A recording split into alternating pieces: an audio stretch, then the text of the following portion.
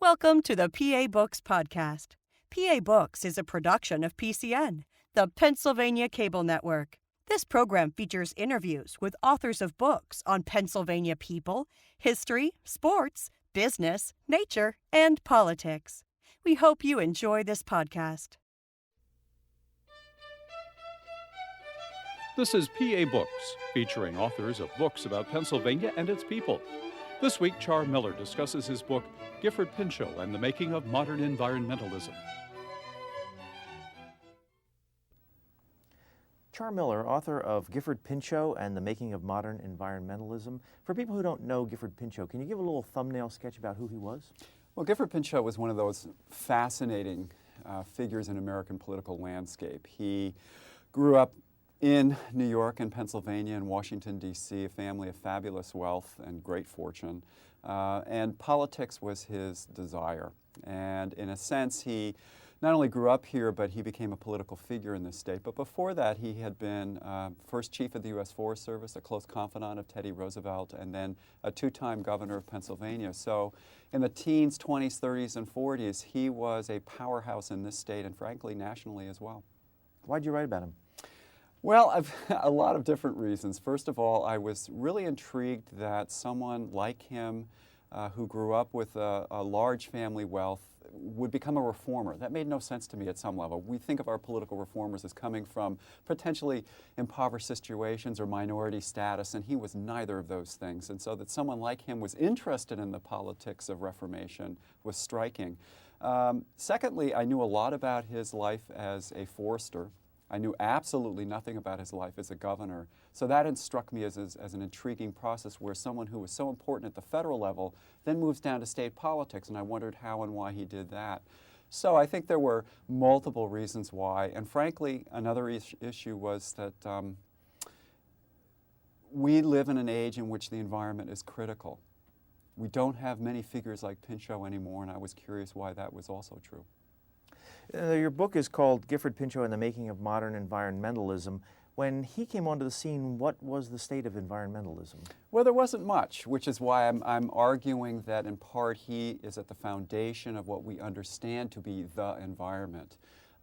The term they used was conservation, but I think today we would fold that into a more modern sense of an environment and ecosystem management that prevails in many of our states and our national government as well.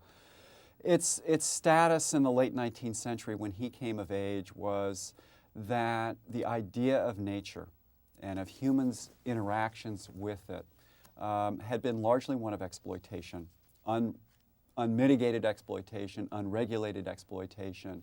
And he was one of those who helped Americans understand that posed two problems. If you exploit to the extinction of the resources, whether it's coal, iron, or in his case, wood, then you're in serious jeopardy. And if you do that, then you jeopardize the larger American economy and endanger our very way of life. So he probably more than most was able to take the idea of conservation, turn it into a political notion, and make it a household term such that average citizens understood why rapid exploitation of resources in fact hurt them and hurt them badly. You referred to him as a forester. Yes. What exactly does that mean? Well, it's a good question because in his day he found himself after his training as a forester someone who very few people could figure out what it was that he did. A woman once asked him, when she heard that he was a forester, does that mean you work with rose gardens? A man who's working with trees, working with small plants. I mean, he had to laugh at stuff like that, but that was the kind of misconception. What it means is that you approach the management of timber in a scientific, rational manner, which at least theoretically entails that your cutting never exceeds the capacity of that forest to continue to produce wood. In short, you don't go in and clear cut, rip it down, and then hope nature will restore the land. In fact, what you try to do, as he understood it, is to cut easily, selectively, and carefully so that the forest would continue to provide a stream of resources, not all of it timber, wildlife, recreation, and the like, simultaneously.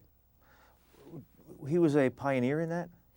He's thought to be, and certainly he would argue he was, the first scientifically trained American forester that this country had ever produced. There had been others. There were Germans who came over in the late 19th century. But in truth, he was not only the first trained in it, the first American trained in it, but he would admit that he was not well trained, and what he really was is a politician who understood forestry and made it a political reality. Did he coin the phrase conservationism? Well, he liked to say he did. And he tells a story in his autobiography, Breaking New Ground, which came, a third version of which came out in 1998, which a friend and I reworked, that one day while riding on his horse in Rock Creek Park in Washington, D.C., he had this stunning realization, an epiphany, in which he recognized that the issues that he was working on forestry and water and landscape restoration, all of these things came together in a way in which this concept of conservation bound them all together. And so he and his peers in the federal bureaucracy, as chief of the Forest Service, that's part of what he did under the Roosevelt administration, that if they all thought collectively about what their work was, that conservation might in fact be the rubric under which their work could be fitted. And it was a nice handle. It was a word, a single word that identified an issue. So, and he credited himself with that. Yeah. You also say in the book, did he really, or is it just coincidence, coin the phrase New Deal? That's a tough one to know. When he was governor of Pennsylvania, he argued that in fact, running for his second term as governor of Pennsylvania, he argued that what Pennsylvanians needed was a New Deal. As he is with FDR. The New Deal. He called it a New Deal. Franklin Roosevelt would, in effect, make that term national, much to Gifford's chagrin. He always wanted to be president. In effect, he was in the wrong place at the wrong time. So he comes up with the idea, but he doesn't get the political payoff. He did want to be president? Oh, absolutely.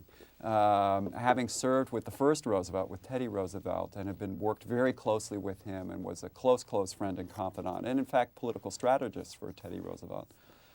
Gifford thought, well, if Teddy could do it, surely I could do it.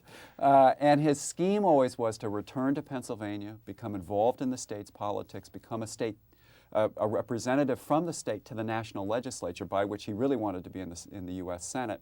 And from that platform, then launch a career, or at least in a campaign for the White House. It never happened, much to his great disappointment. You have a quote in here of Teddy Roosevelt talking about him saying, "Gifford Pinchot is the man to whom the nation owes most for what has been accomplished as regards to the preservation of the natural resources of our country. I believe it is but just to say that among the many, many public officials who, under my administration, rendered literally invaluable service to the people of the United States, he on the whole stood first." That's Yes. pretty high praise from Theodore Roosevelt. Rather high praise. And the fascinating thing about that is not only that he said it, but the context in which he felt compelled to say it in his autobiography. That was not in the first draft of the autobiography. In fact, he rarely talked about Gifford in there. And Teddy made the mistake, I guess, of showing Gifford his draft, because Gifford often wrote many of Teddy's speeches. And he was a very able speechwriter and very gifted with words. So he read this chapter out loud to his mother, and his mother was infuriated. Mary Eno Pinchot, who grew up in a stunningly wealthy household. Her father, Amos Richard Eno, was basically the Donald Trump of his age in the 19th century. He owned good chunks of New York landscape and real estate and created Broadway as a street, in effect. So she knew something about power. And so she wrote Teddy Roosevelt and said, "You disappoint me greatly. How could you leave Gifford out of this when I know what you think about my son? And I know that you have left it out and you should not." Well, Teddy Roosevelt could not resist Mary Eno Pinchot's barbed attack, however subtle it was. He knew the barbs were there.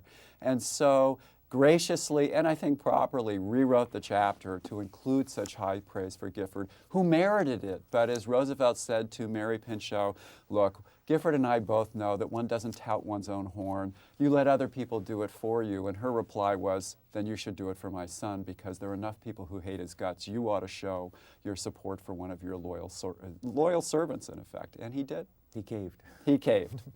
While we're talking about his parents, his father you refer to as Gifford Pinchot's omnipresent guide. Right. His father, James Pinchot, was in his own right wealthy, a self-made man to some extent. Where did he get his money?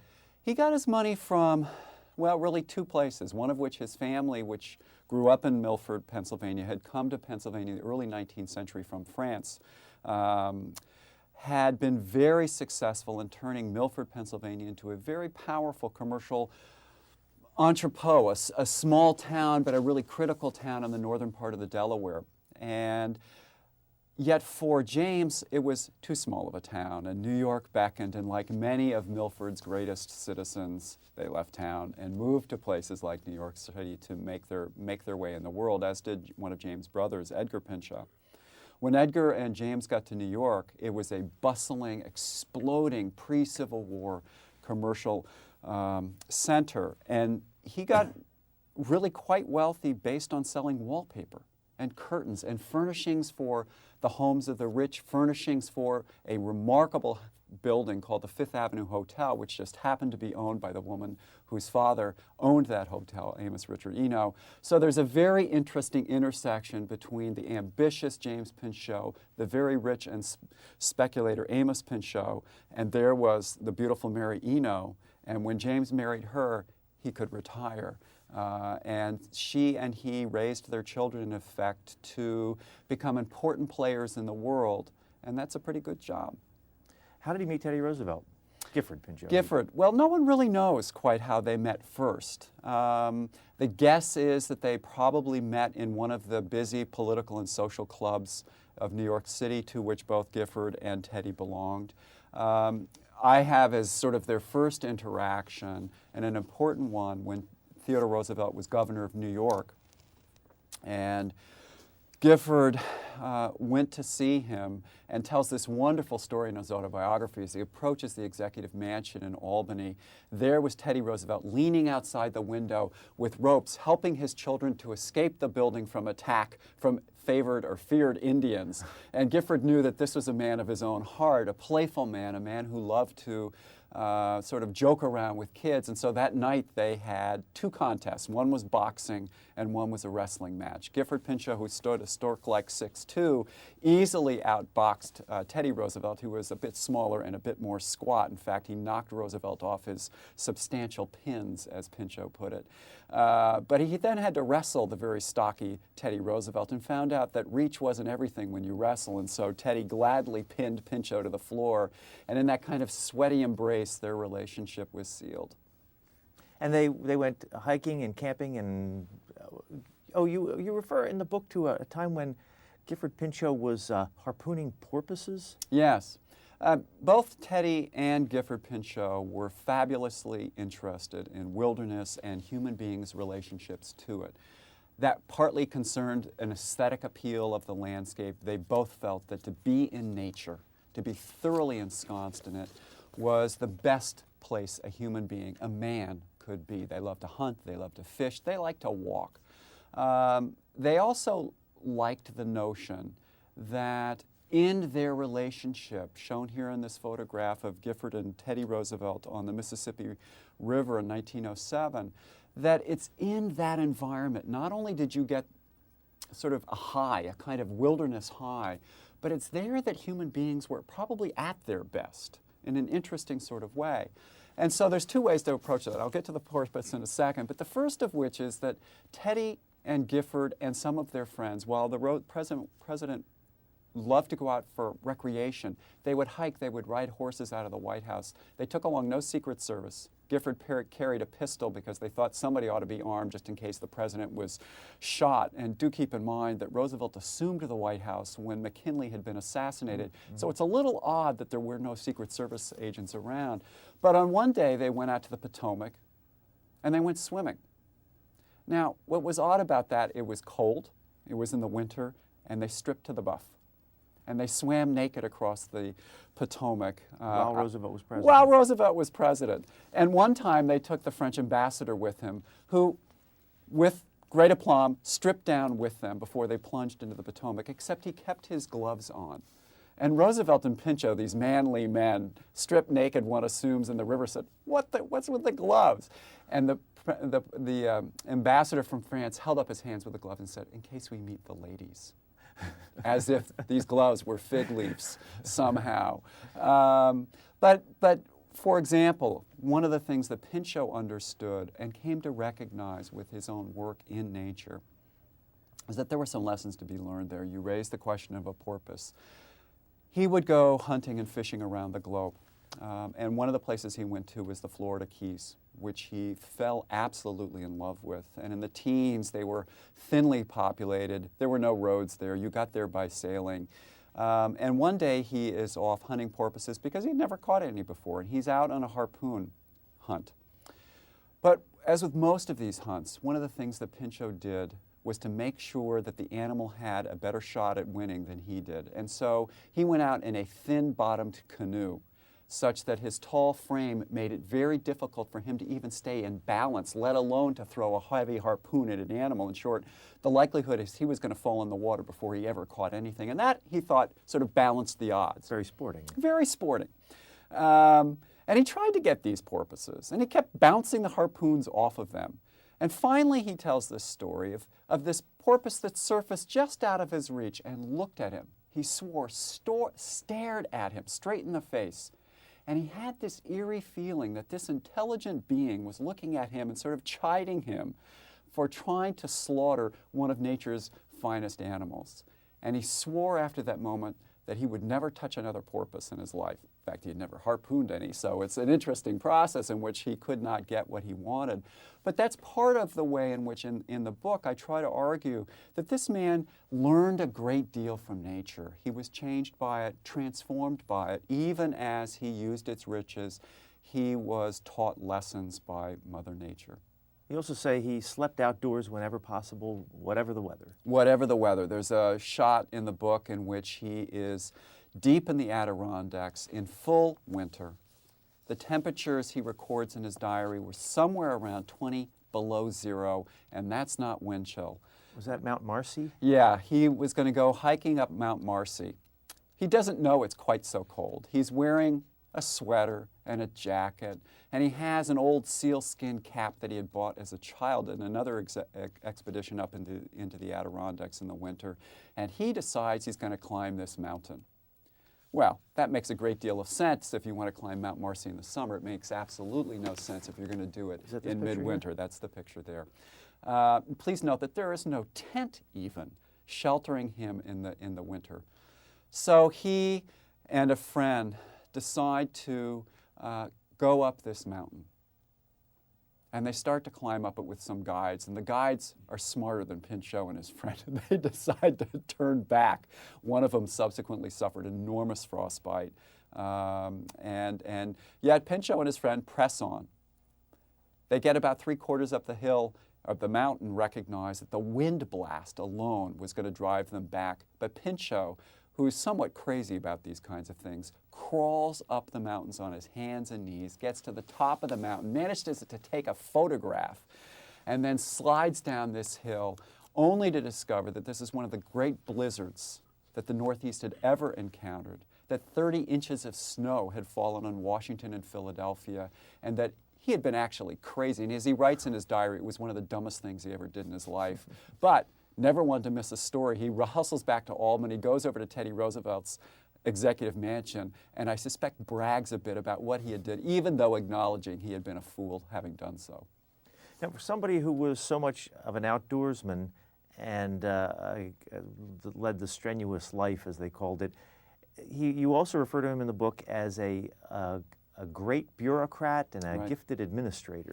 It's an odd combination at some level. We don't encounter people so frequently, and Teddy Roosevelt is one of the few like this, in which you have a person whose skills in what we would consider the great outdoors were really quite sophisticated. Now here's a picture of him as the head of the U.S. Forest Service, right. U.S. Forest Service. And was really a gifted wilderness man, and yet he had remarkable executive capacity. Keep in mind that when he returned to the United States, there was no foresters in the United States. He basically invents a profession, which is unusual in American culture, first of all, especially around an individual such as Pinchot. But what he does is not only to invent the profession. He and his family underwrite one of the most profoundly important forestry schools in the country, the Yale School of Forestry, now the Yale School of Forestry and Environmental Studies. So he creates not only the profession, but the graduates who will enter into that profession. He created the U.S. Forest Service so that those graduates would have jobs. Then he creates the professional agency, the Society of American Foresters, founded in 1900, so it's now in its 101st year, that will be the professional organization for those who have graduated from the school that he helped to create, who will then get jobs in the Forest Service that he has helped to create. So he's creating the work, he's creating the graduate school, he's creating the professional training, and the Journal of Forestry, which all of these foresters will now read. He's from top to bottom creating the bureaucracy that will churn out people who will now manage public lands and do so brilliantly. When he becomes governor, though his political opponents thought him, as Boise Penrose, a former senator from the state, called him the tree doctor, and he said it with a sneer. What Penrose didn't understand is this guy had incredible capacity to govern. And when he became governor of the state in the 20s and then again in the 1930s, he demonstrated his ability to be an executive officer second to none. But how is he viewed by the environmental movement today? He has a difficult relationship, at least intellectually, with the modern environmental movement, which is why I wrote the book also. I want them to understand that their take on this man is both inaccurate and, frankly, damaging to their own cause. For many in the modern environmental movement, Gifford Pinchot is an anathema, and he is for a particular set of reasons, one intellectual and one's political. The intellectual reason is that Pinchot believed that human beings lived within nature. We both lived within it and we live on it. All organisms do, and he understood intuitively and I think also scientifically that there was no way we could not change the landscape because all organisms do. What we had to learn how to do is to live within that organism, within that landscape as an organism more lightly, more effectively, more efficiently, more rationally, and less exploitatively. But we still have to lumber. We still have to mine coal. We are going to graze animals because we need to eat, we need to heat our homes, and we use wood in numerous ways. All of that's fine and good, but for the modern environmental movement, certainly since really the middle part of the 20th century, exploitation of resources has become an objective that does not fit within the notion that there are ecosystems that should be preserved from human use. Gifford Pinchot believed in wilderness, but he did not believe that wilderness was devoid of human beings. Since John Muir's arguments in the early part of the 20th century, the environmental movement has come to see wilderness as a place where people are not. And that's an important conflict, and he has an important relationship with John Muir that has complicated his relationship with the modern environmental movement. Let me give you sort of a background. Pinchot and John Muir were very close friends. Who was John Muir, first of all? Muir came out of Wisconsin and will become best known for his work in the Sierra Mountains, a kind of self-taught geologist who came to believe that those mountains were, as he called them, the range of light. The light in his mind was a divine light. This is the place that John Muir got closest to God, and so in a sense was very much out of the transcendentalist tradition of Henry David Thoreau, Ralph Waldo Emerson, and the others who saw in nature the divine presence everywhere. So did Pinchot, by the way. Very much believed similar kinds of things. He, however, recognized, or certainly argued, that just because the divine was there did not mean the divine didn't want us to live on the land.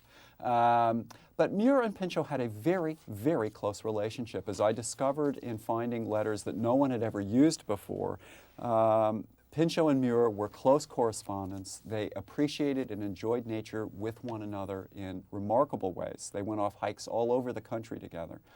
And their first interaction, after their first interaction in the Adirondacks, Gifford sent to John Muir a hunting knife to kind of seal his relationship with this very famous man. And it was a good relationship. I mean, there were very warm and encouraging letters up to a point. And the point is in the early 20th century, and the issue turned on a valley in California known as the Hetch Hetchy Valley in the Yosemite National Park. The key here is not the valley. but its relationship to San Francisco. And the relationship is that there was the great earthquake in the early part of the 20th century that devastated San Francisco. And it did it in a way that was really quite critical. When the quake came, it not only took out the gas mains, which flared up and burned down the city, but it also took out the water mains, which would have been used to quench those fires. But that meant that San Francisco had no water supply. And although it had been looking for one in the Sierra Mountains before the earthquake, now it narrowed its search really quite quickly to the Hetch Hetchy Valley, a beautiful rock valley that could be sealed off with a dam and provide in perpetuity water for San Francisco, which it has done ever since its construction in the early 19-teens. But that was going to be a Donnybrook of a political battle, which stretched from California to Washington. Muir and Pinchot, in effect, went head-to-head over this because Pinchot would argue, look, the valley is beautiful, I don't deny it. But San Francisco needs water, and we cannot deny the needs of human beings in this way. What Pinchot didn't know, didn't acknowledge, or didn't deal with is the fact that there may have been other issues that the city of San Francisco might have addressed, which is why be in a place where there is no water? Nonetheless, the humans were there, and the issue is joined, and it becomes one of these huge national debates. In fact, really the first large national debate over whether to utilize a beautiful valley for recreation on the one hand, as Muir would argue, or for water resources, as Pinchot would argue. In the end, Congress determined that it would go to a reservoir. It has become so still, but one of the things that then happened out of this debate is the creation of the national park system and service to regulate and control and to manage the national parks in ways that are different from the national forests. Is Gifford Pinchot among modern environmentalists thought to be the bad guy in definitely the bad guy. And part of what I've done, I hope, with the book is to remind readers and environmentalists, of whom I consider myself one, that there are multiple ways by which to think of the environment, first of all. Secondly, that when we talk historically about the modern environmental movement, and still currently, it's helpful to remember that the differences between one part of the movement and the other are far less extreme than between those who believe in environment and its protection and those who do not. And the problem in a political sense has long been that within the environmental movement, there's Pinchot and there's Muir, and they serve as the wide ends of a spectrum. But if you pull back from that spectrum, it turns out they're much closer if you start to add other figures in this process. And so what I've tried to do with the book is to make the claim that Pinchot's vision of both wilderness protection and preservation and use makes real political sense in an age in which we have a current president, George Bush, and others like them, for whom preservation is even not on the agenda at all. Can I ask you a little bit about yourself? Sure. What do you do when you're not writing books? That's a good question. Up until about now, my wife and I have been raising two wonderful children, and now they're about to go out. One's off in college, one's about to go off in college. So I'm hitting this point when I don't know what I'm going to do. Mostly I read, a lot of which I write. We are devout birders. I mean, there's lots of things that we do, but which we've held off in part because our children were young, and so we did whatever they wanted to do and wherever they wanted to do it. But I mean, I have certain places in my life that are really critical. Martha's Vineyard Island off the coast of Cape Cod is a place in which I grew up and absolutely adore. The West Coast, and particularly Northern California, where my wife is from, we spend a lot of time there, going either to the mountains or most especially to the coast. I like being in nature. I mean, it's a wonderful place to be. But it turns out I'm just as comfortable in a library, which has its own nature and its own environment. You teach? I do. It's one of the things I absolutely adore doing. I've been doing it now for 21 years, and there are very few places I'd much rather be than in a classroom of 20, 25 students who, for better or worse, are ready to do some serious arguing about some central issues. Environmental issues, urban issues, politics, whatever the class is designed around. Where do you teach? I teach at Trinity University in San Antonio, Texas. It's a wonderful small school. Got 2,300 students, an intensely engaged faculty, and to my mind, though I didn't know when I first got there, it's the ideal environment for someone who likes to think about the world, bring that world into the classroom, and have students who are fully engaged and really quite special in their approach to thinking. That's a delight. Is this your first book? No, this is actually about the 13th or 14th. Oh. The last 5 or 6 years has been a series of books that have come out, anthologies, text, and the like, that really look at environmental issues from water to forestry to recreation, and most engagingly, in part because of Pinchot, with the politics of the environment. From Texas, how did you find Gifford Pinchot to write about him? Well, actually, I found Gifford long before I got to Texas. I was in graduate school in the 1970s at Johns Hopkins University in Baltimore. And at Hopkins, I was given an assignment, in effect, to write about someone who, in the progressive era, made a difference. And since Gifford Pinchot's papers are at the Library of Congress, which is very close to Baltimore, I went down to look at them, and I got fascinated by this young man who, at about my age, was making some huge waves. And I thought, how did that happen? And maybe, why didn't it happen to me? You know, why was I studying about people that were doing really quite intriguing things? But I set that project aside because I was working then on other issues as well. But I came back to it about 15 years ago when I realized that one of the things I really wanted to do was to try to explain to the environmental movement, and truthfully to myself, why we needed to think more broadly about the politics of the environment and how Pinchot could help us do that. Now, a little bit about him as a person. Yes. First of all, what was he like physically? He was very tall. He was very thin. He was an athlete, though, as he recognized early on in his athletic career. He got more out of athletics than I suspect his teams got out of him. He poured enormous energy into his teams. He was a real gung-ho kid. But he wasn't really talented, and he didn't have the weight to throw any weight around. He loved playing football, for example. One of these great moments at Yale in the old days, in the 1880s, was when the freshman and sophomore classes lined up on a street on the Yale campus and then threw themselves into a brawl.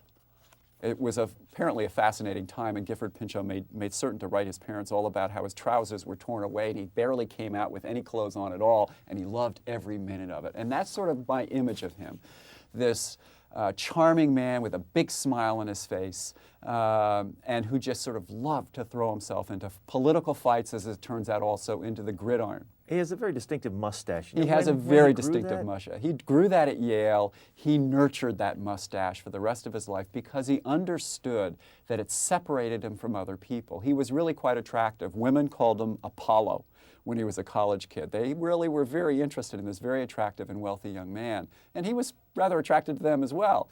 But he understood equally that in this, he used to play for the Yale football team, and he wasn't very good, but by God, he was there at every game. And I think that carried with him the rest of his life. There were very few fights that he would not face. You mentioned that he was fond of the ladies, and there was one woman in particular I want you to talk about a little bit, Laura Hoteling? Yes, Laura Hoteling. Can you tell about her? Sure. This is one of these fascinating stories that I knew about vaguely because I had heard through his diary that he had this relationship to this woman. She was someone he met when he was working on his first job at Biltmore, North Carolina, the fabulous estate of George Washington Vanderbilt. A phenomenal, the largest home in the United States at its time, and Vanderbilt wanted to have a forester on the staff to sort of reforest this cut-over land in western North Carolina. One day while Gifford was working on this forest, he saw this woman riding by, a young woman, absolutely gorgeous. He was infatuated. He kicked his horse into high gear, went racing after her, introduced himself to her. They had met before, but he was basically reintroducing himself to her, and he was totally smitten. She, however, didn't really know who he was and fumbled on his name. He was very embarrassed, but as he was after other issues, he was ardent in his pursuit of her. What's interesting about that is not that he was smitten by her, though that's in itself important, but it turns out she had tuberculosis, which he quickly learned. She would die from that within a year and a half of their meeting, and their relationship then takes on this tragic tone. She became a very close friend. He grew fabulously close and in love with her. There's no question about that. And yet her death, it turns out, is a weird but very convenient kind of thing because his parents did not want him to marry.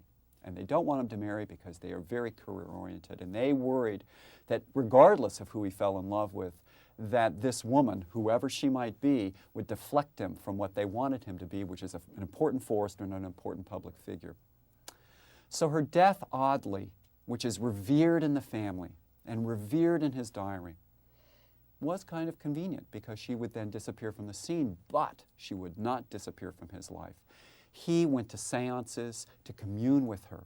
His mother would go with him. In Philadelphia, there was an ashram in the early part of the 20th century, an Indian guru, to whom he went to see if he could commune across the divide between the living and the dead to speak to his loved one. In his diary, almost every day for 20 years, he wrote at the bottom of each page of every day. It was a clear day, it was a cloudy day. And at first I didn't know what he was talking about. Is this a reflection on the weather? He was talking about whether he saw Laura or not. It's a very kind of occultist experience. He would be riding on a train in Frankfurt, Germany, and he would start to write about we. We were reading this book. I'm wondering, who's he writing with? Turns out it's an image of Laura. She was sitting next to him. He would go off into the woods and read Robert Browning poems with us. Who's the us? She was there with him. This very sort of ethereal presence. And actually, he would say, when he would give speeches, as a forester, when he would go to Congress to have a hearing and the Congress people were pounding on him, she was there. This sort of feminine consciousness enveloped him in a way that's really both a little weird on the one hand, but in his mind it gave him a kind of stolidity and stability that's really quite powerful. But there's a quirk to this. He does not marry until his father dies and his mother is about to die, until he's 49. And so this ghostly presence is with him until that point, and then in effect he's handed off to a much more vibrant woman, Cornelia Bryce Pinchot, a powerful figure, a feminist, a woman of this earth, who would run for Congress 3 times from the state of Pennsylvania. She lost every time, but she was a battler. She ran for Congress while he was governor. She ran for Congress while he was governor. She ran for Congress not only from Milford, Pennsylvania, where they had their fabulous home gray towers, but she also ran the 3rd time from Philadelphia, where they did not have residents and when it was illegal to do that. She lost every time, but she was a not only rich woman, but a very strong presence in this state. As much revered as hated as was her husband. And so what we have here in Gifford and Cornelia Bryce Pinchot is, to my mind, a precursor to Franklin and Eleanor and to Bill and Hillary. She really set the stage for very strong women to enter the political arena, on the one hand on the coattails of their husbands, but this woman rode on nobody's coattails. In fact, she carried her husband equally. Because she rallied women to his cause when he was running for a governor as well as for senator. They had a child? They had one child. They had a miscarriage, actually 3 miscarriages, until Gifford Bryce Pinchot, their one and only surviving child, was born. And he's an interesting figure, largely because of what he didn't do. He looked at his 2 very political parents and decided politics was not for him. And so was not going to go in the family business, and became a doctor, became a medical researcher of considerable note, by the way, a sailor, much as his parents were, a famous angler. But for him, politics was not the issue, although conservation was. He was one of the founding directors of the Natural Resource Defense Council, the NRDC, which is still a very potent lobbying organization. In northeastern Pennsylvania, he fought desperately and ultimately successfully to preserve the purity of rivers like the Sawkill, which flowed through his family's property. So he was very engaged on many of the issues that his parents found important. He just didn't do it through electoral politics. Is he still alive? No, he died in the 1980s. And his children are still involved in conservation politics. So we now really have almost 5 generations of Pinchots who have been deeply involved in the politics of the environment and the preservation of wilderness and landscapes. There are Pinchots still in Pennsylvania? There are still Pinchots in Pennsylvania, in Milford, who are very much involved in preserving that corner of this gorgeous state and making sure it's a greener, more habitable place for all of us. I've got to show this picture. This is Gifford Pinchot riding, I guess he was not yet governor, riding a He is governor. horse. He is governor. He at is this time? governor. He is riding a horse in Calvin Coolidge's inaugural parade, 1925. 1925.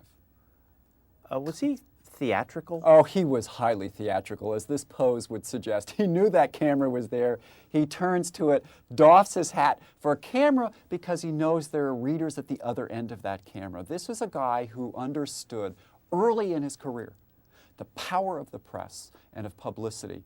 And you have to take this back to the Forest Service, and I think actually even earlier than that. His parents understood and trained him well to know that publicity on its own could get you notoriety and attention. When he went off to Europe in the middle part of the 1880s, excuse me, to study forestry in Europe, he was writing reports about his work for newspapers in the United States, so that by the time he returned, and he was only gone 18 months, his name was already before scientists, government officials, those concerned with the conservation. Gifford Pinchot was already a made man in a sense, and he just utilized that for the rest of his career. In the Forest Service, for example, he was not only a good administrator, he understood about the new efficiencies of organization. The Forest Service was the first agency in the whole of the federal bureaucracy, and I would bet therefore in state bureaucracies as well, that went to vertical files. For those of us who deal with file cabinets and know that that's how you think of information, that wasn't true. That wasn't how the 19th century sorted it. They did it horizontally. And so you had to somehow figure out, without being able to see a file, what was in a file.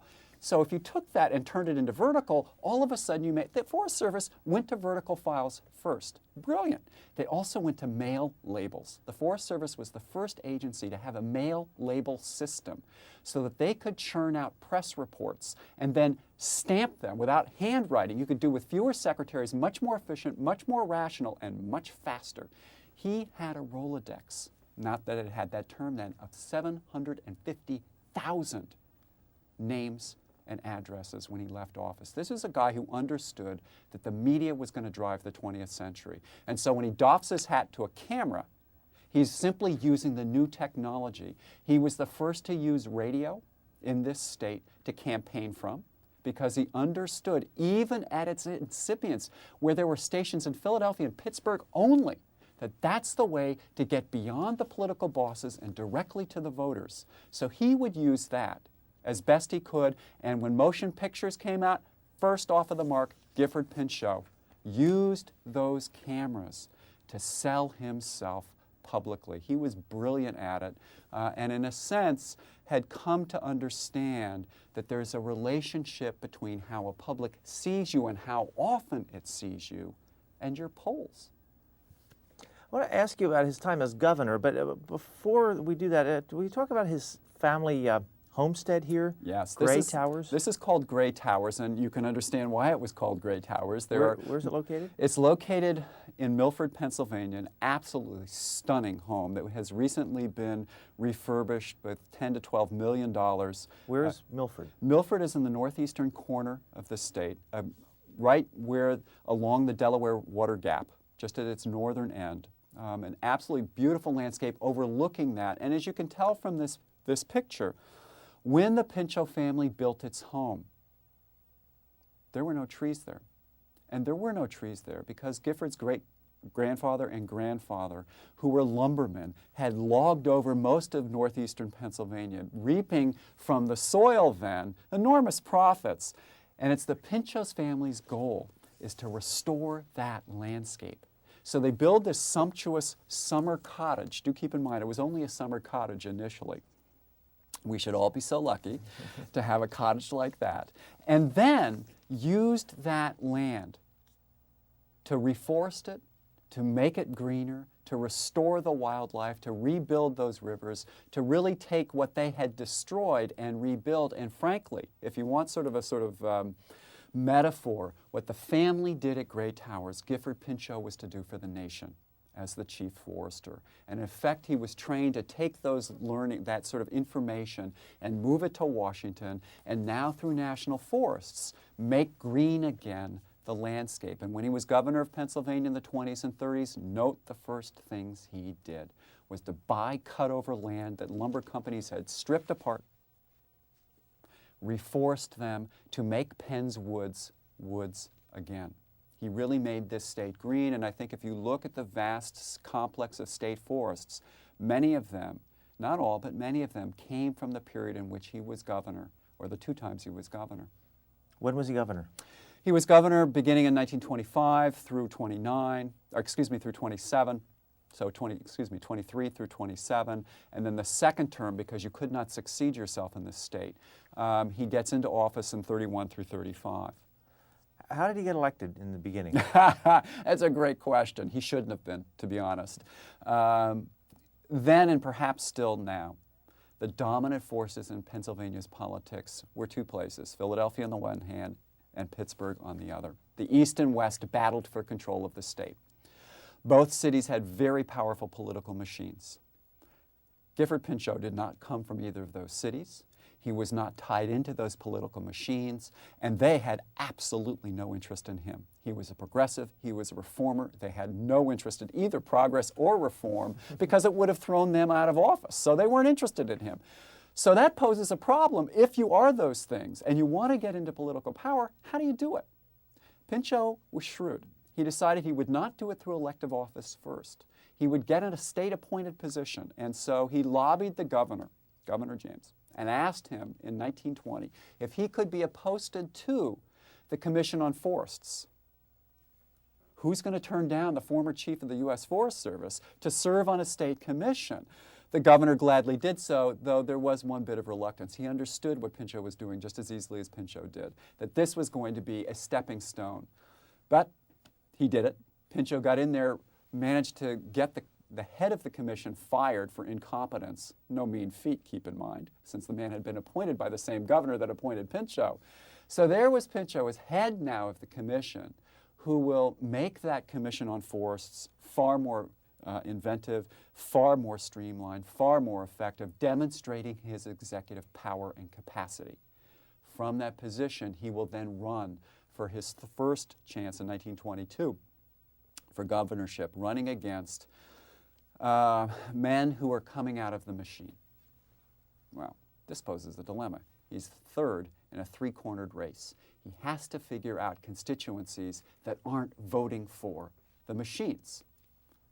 He goes for the prohibitionist vote because he's dry. He goes for the farm belt vote because Milford, like many of the northern tier of this state, were agricultural, rural, and poor, and so he speaks for the poor and marginalized farmers. He then goes for a vote that was largely Democratic, but interested in him nonetheless, and Republican as well, the unions. And the fourth and most crucial vote was women. When did women get the right to vote? Women got the right to vote in 1918. They will vote in the first sort of national elections by 1920, and then this first major gubernatorial campaign in 22. And Pinchot pioneers, especially with women, because of Cornelia Bryce Pinchot, a feminist who was devoted to politics, who now can move from sort of the voluntary world of women demanding the right to vote to the world in which women have the right to vote and now can use that vote to elect it. And she was this incredibly vivacious, energetic campaigner. And so he just sent her out on her own, largely, to pound the pavement, speaking to women, to urge them to vote for her husband. And here we have a photograph of her carrying an American flag and a suffragette vote so that women could get the right to vote to do what then she would do, which is to campaign for her husband vigorously. The Republican women's committees, which were being founded all over the state, she was one of the powerhouses behind that process and uses those committees to generate votes for her husband. The Republican Party is infuriated by this because he's introducing new voters into the mix whom they don't control and for whom there is no patronage. Keep in mind, he's got no patronage to pass around. He's got nothing to offer these people. And that's part of his appeal. He's outside the mainstream. He could say he was running against the bosses and be accurate and also speak the language of reform. So women flocked to him. Prohibitionists flocked to him because Pittsburgh and Philadelphia were not dry but very wet areas. And so when the Democrats and the within the Republican Party, the wets split because they're running two candidates. Pinchot gets the nomination, and in that period, it meant if you got the Republican nomination, you got the governor's seat. And he won by a couple thousand votes? He won the primary by about 9,000 votes. He then won, finally, by 250,000 to sweep into Harrisburg. And in that sense, it just drove the Republican Party nuts. They were stuck with the very guy they hated, but had to live with for 4 years as governor. I have to ask you about him being a prohibitionist. And yes. You use the phrase in the book that he waged war on the liquor lobby. Yes. But his wife and his sister served alcohol at Gray Towers at their Yeah, home? this is one of those funny stories which I stumbled upon going through his brother's correspondence, actually, Amos Richard Eno Pinchot, who was his own political limelight. Gifford Pinchot ran against the liquor lobby. He was an ardent prohibitionist and used the state police to attack stills, illegal stills around the state, and made great public publicity based on that, which didn't endear him to certain political entities, but nonetheless he did it, which is probably why he did it. However, as I discovered in his letters, or his brother's letters, at Gray Towers in Milford, there was a stash of alcohol, but it wasn't in Gray Towers Pinchot's home. On the same property was his brother's house, a smaller home, a beautiful little cottage. And that's where they kept the liquor. And it was on his own property. It was not on Gray Towers. So one could have the fiction that Gray Towers was dry and the reality that, in fact, it was wet for his brother to hold liquor on there. Now, whether Gifford knew or not, I don't know explicitly, but there were enough letters between Amos Pinchot and Cornelia Bryce Pinchot about the liquor that there had to have been some information. So while he's sending state police officers to whack out stills around the state, the one place that's left untouched is Gray Tower. My guess is that there were people who knew it because those who ran in opposition to Cornelia Bryce Pinchot apparently periodically would accuse her of hypocrisy. So my guess is that some of the servants would be talking. So there was rumors that this was true, but he was never called on it politically, and his brother worried desperately that at some point this would come out and destroy Gifford Pinchot's political career, but it never did. And he was governor of Pennsylvania during the Depression. Yes, he was. Second term started in 1930. Correct. Was he able to govern the way he wanted to? Was he able to achieve any goals? Well, it's interesting with the Great Depression. Again, he ran a tightly fought race. Again, he swept in because the Republicans and the Democrats despised him, but canceled each other out, and in he slipped. Another squeaker. Another squeaker. But he adored that political position, especially in times of crisis, and I think this is where Pennsylvanians need to remember him most. He was brilliant in the Great Depression. He was brilliant because he felt deeply the pain of his citizenry. Partly because Cornelia Bryce Pinchot was his eyes and ears. He would send her out into the coal mines, into the iron steel areas of this state to find out what was happening.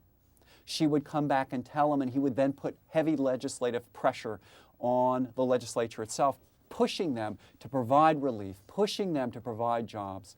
Among other things, he understood that road building, an innocuous thing, could provide work that would provide incomes, that would regenerate the state's economies. And so he created what are now called Pinchot roads and have been ever since the 1930s, the first of which was laid down 70 years ago in 1931, just south of Harrisburg, near the land which is now the Gifford Pinchot State Park, was one of the first Pinchot roads that was built to lift the farmers out of the mud. It's a great sort of rhetorical move, but also a great political one.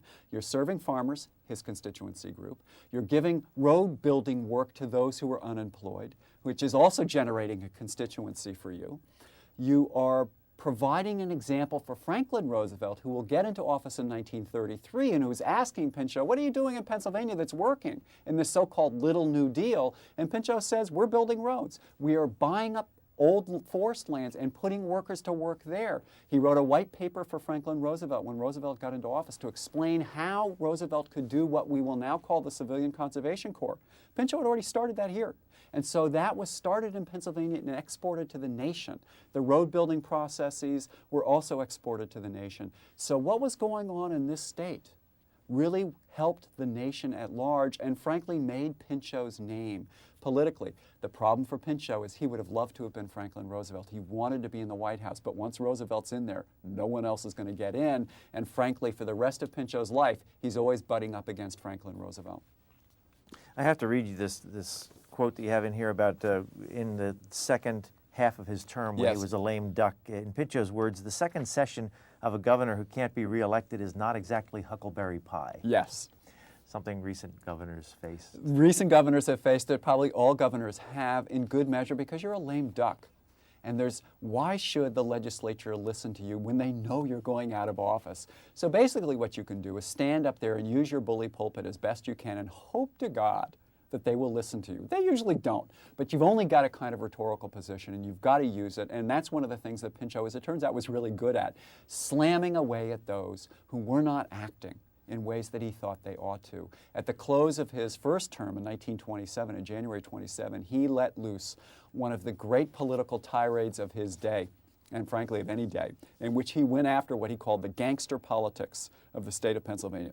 He did not hold back. He named names of legislators sitting in front of whom he had evidence were corrupt. He horrified them as they cowered in their chairs, embarrassed them in front of their families. The press gallery was delighting in this, of course, because it made their day for the next couple of weeks as they filled their pages with his invective. But he understood that he had the limelight for only a certain period of time, and if they weren't going to give him a hearing, by God, he was going to make one for himself. So he punished a lot of people for not behaving in ways that he thought were ethical. I have to read also this part where he bid the Capitol farewell after he left office for the last time. Good. Capping his valedictory remarks was his final farewell. On a bitterly cold day in 1935 in January, he attended the inauguration of new Governor George Earle. At its conclusion, with Cornelia by his side, Pinchot, wearing his favorite battered large-brimmed hat, this is on Inauguration Day, walked toward the Capitol amid catcalls and jeers from Democratic loyalists. "So long, Giff," someone shouted, and another chimed in, "You ought to be ashamed of yourself." But when the couple reached and began to walk through the park that extends from the seat of government, cheers and shouts rang down from state employees gathered before the Capitol's windows. With the consummate timing of an actor sensing that the curtain was descending, Pinchot spun on his heel, swept off his hat, and bowed. Yeah, gives me chills. That would have been a sight to see. What a sight to see, and it captures a lot of his appeal. He understood political timing. He knew his day was done then, though he would run again for Senate, though only get clobbered one last time. But boy, did he understand how to work a crowd, and he loved it when people catcalled with him because it meant he was being noticed. He loved the cheers that descended on him his last day, and he recognized that there were points at which you just graciously shut up and sort of made a tip of your hat to your supporters and walked off into the day. A really fascinating moment. We're about out of time, but you talked about Gray Towers earlier. Is it open to the public? It is open to the public. It's a stunning space. I would urge people to go see it. It's a phenomenal home tucked away in the northeastern corner of this state. Not a lot of people go, though more are going now because of its restoration.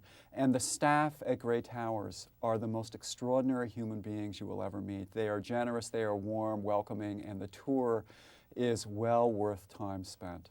You working on another book?